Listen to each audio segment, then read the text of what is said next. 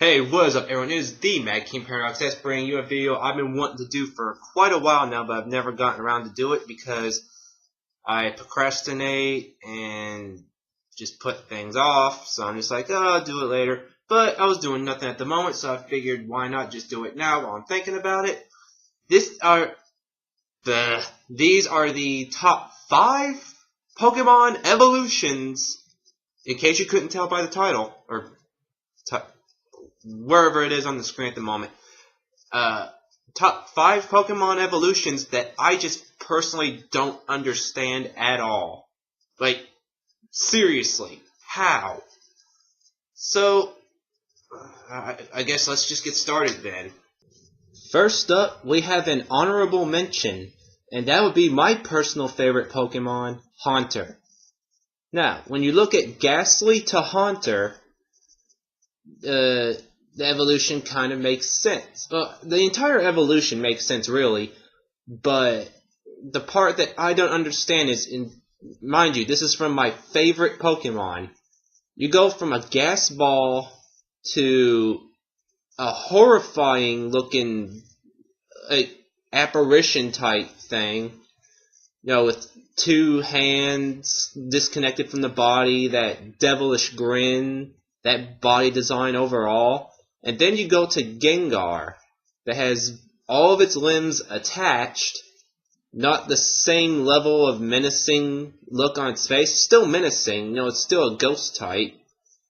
But design-wise, it always confused me as a kid, even to now, that you go from a gas ball to this horrifying apparition with detached limbs to a big, bulky shadow with all of its limbs attached.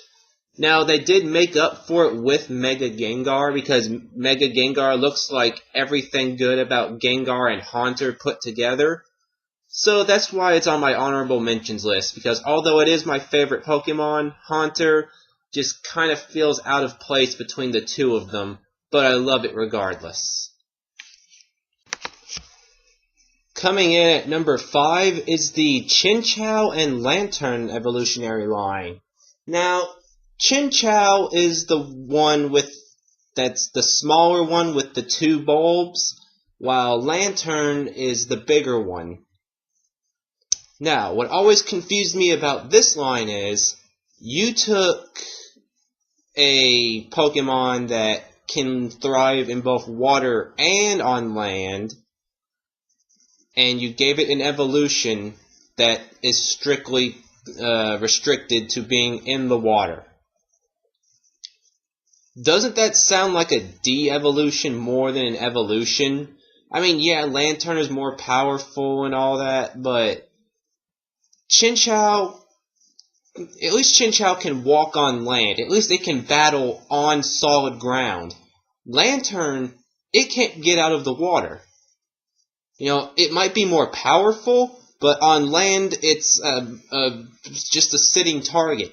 Lantern, although the more powerful,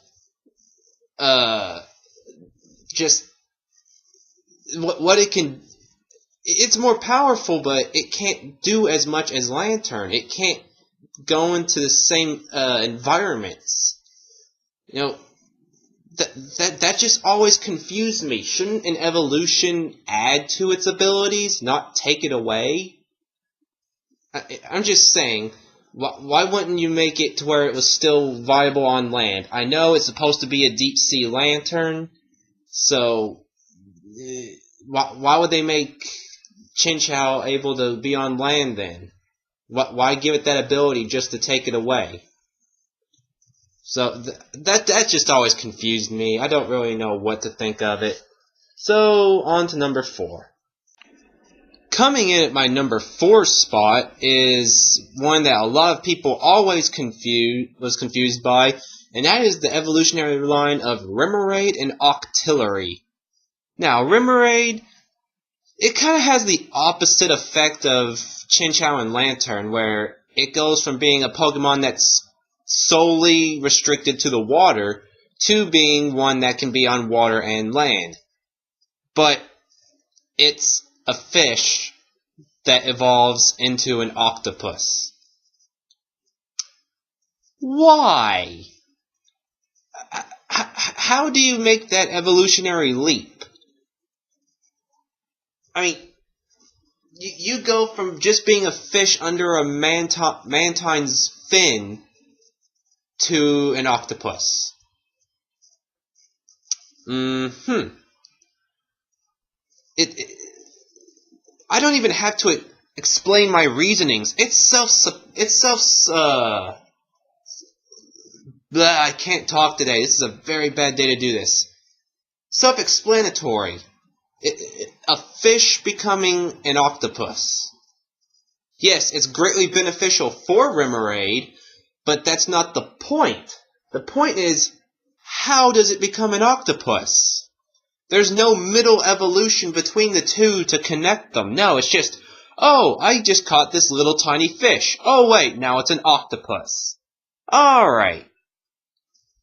So, let's just move on to number 3. Let's just go. At number 3 coming in on our list is the Rock Trio Geodude, Graveler, and Golem line. Now, for those of you who can't already see what I'm talking about, the top one, Geodude, evolving into the middle one, Graveler, makes sense. But Graveler evolving into the bottommost one, Golem.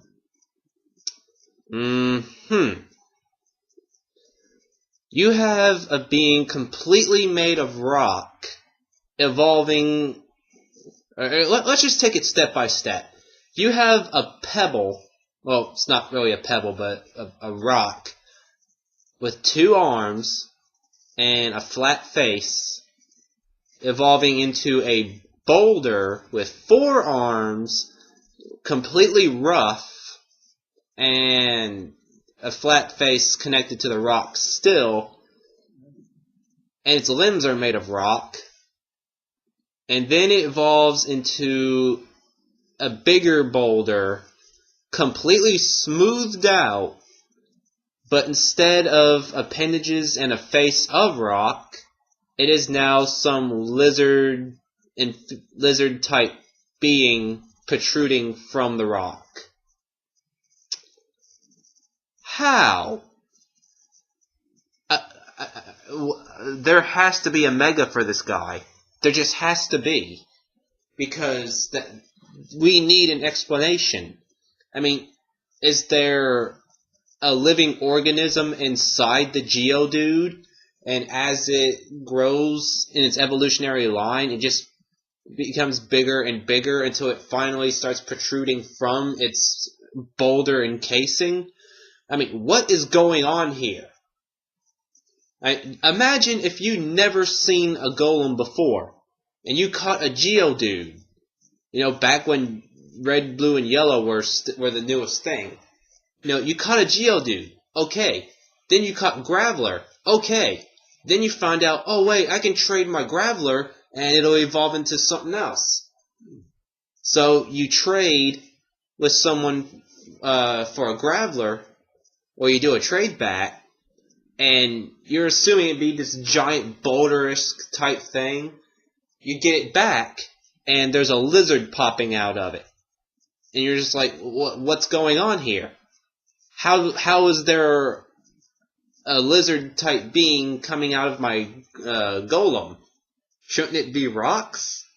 It's just so far out of left field that I want there to be a mega evolution just to complete the cycle, because it looks like it's halfway.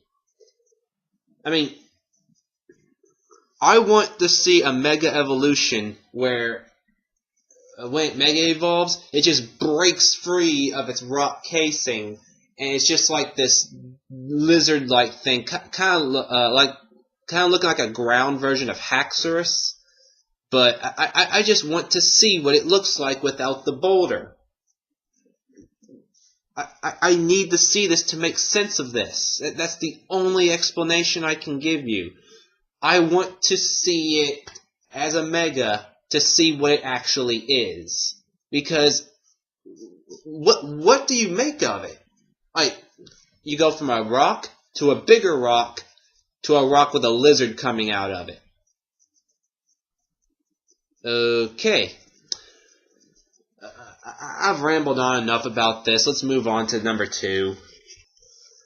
Coming in at number 2 is everyone's favorite slimy dragon, Goodra. Or I should say the Goomy, Sliggoo, and Goodra line. Now, before I upset all of the Goodra fanboys, I love Goomy. I love Sliggoo. I love Goodra. They are awesome. I don't care what anyone says. I think they are amazing. There's just one thing that gets under my skin, and all of you Goodra fanboys know exactly what I'm talking about. We go from a blob to a snail to a dragon. Why a snail? I mean, if you didn't know that Goomy was a dragon, and you saw Sliggoo, you would have never assumed that Goodra would be its final form. Because it's slimy, it's a blob, and then it evolves into Sliggoo, and it's a slimy snail, and you're just like, oh, okay, this is going to be a snail-like Pokemon. Then it evolves into Goodra, and you're just like, why is it a dragon? So I'm just sitting here like, why Sliggoo? I mean, I like Sliggoo, don't get me wrong. I like this entire line. But a blob to a snail to a dragon. The snail part throws me off. So I'm just like, it's a dragon, but it's a snail. Okay. So, every time I get a Goomy that I end up training, of course I speed level. You know, I just find some way to get levels fast like everyone else. So, I get it up to right before it levels, get to a reigning spot, and then just level it up to Goodra right away for 2 reasons. 1, because Goodra's awesome and why would I wait? And 2, I just don't understand Sliggoo. I mean, how does it help its evolutionary line at all? What happened to its shell when it evolved? You know, what... I don't know. Did it become its tail? I mean, looking at this picture, that's the only thing I can think about, is it just looks like its tail is curled up. That's all I can assume. So, like I said, I love the Goomy line, you know, the slimy dragon for days. But Sliggoo just confuses me. But all of these Pokemon that I've listed so far don't even come close to the Pokemon that confuses me the most. And coming in at the number 1 slot is, of course, the Clamperl evolution. Now, this one is special because it not only gets one evolutionary line I don't understand, it has a separate evolutionary line I don't understand. Let's take a look at it. Clamperl. It's a clam with a pearl. Okay. So you would think it would have a shelter and cloister-like evolutionary line where it starts off as a clam and then it ends up a clam. But no, it ends up a clam and then it splits off into either an eel-looking thing or a... I forgot what Huntail is supposed to... I forgot the actual animals that Huntail and Gorbis are based off of. Like these predatorial, creatures, but they look like eels as well. So I'm just going to call them eels for simplicity, because I cannot remember what they're supposed to be, really. But it's a clam, and you have to trade it with either a deep-sea tooth or a deep-sea scale, and you get one of two eels. And the thing is, both of them are so ferocious. Like, clam pearl, you just look at it, it's just a pearl inside of a clam, just sitting there, not doing much of anything. It kind of looks pretty cute, to be honest. But then when it evolves, it becomes predator. No matter which evolutionary line it goes into. Huntail, that thing looks like it'll chase after you, so you would kind of expect it from that. But Goribus is a threat.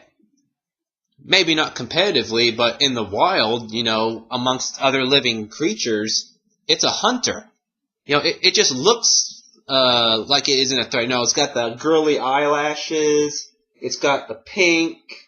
It's got the... It's pretty much a mermaid.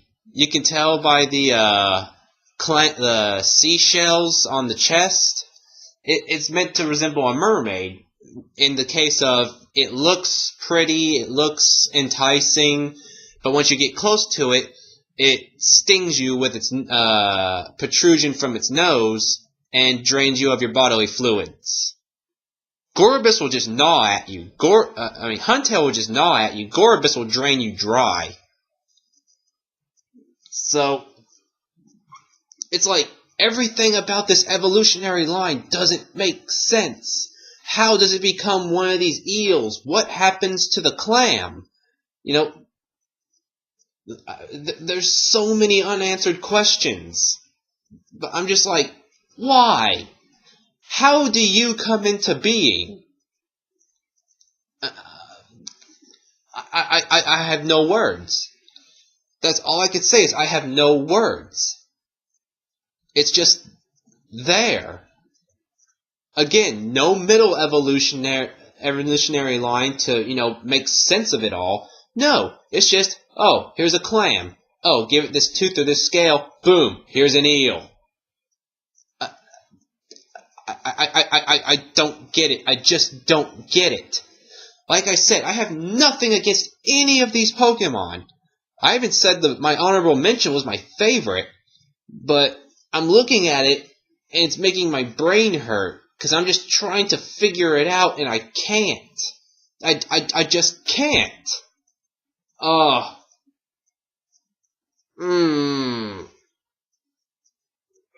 do you make sense of this? Why? Just why? And there you have it, my top 5 personal Pokemon whose evolution I just don't understand. Doesn't mean I don't like them. It's just that evolutionary-wise, I don't get how they would do that.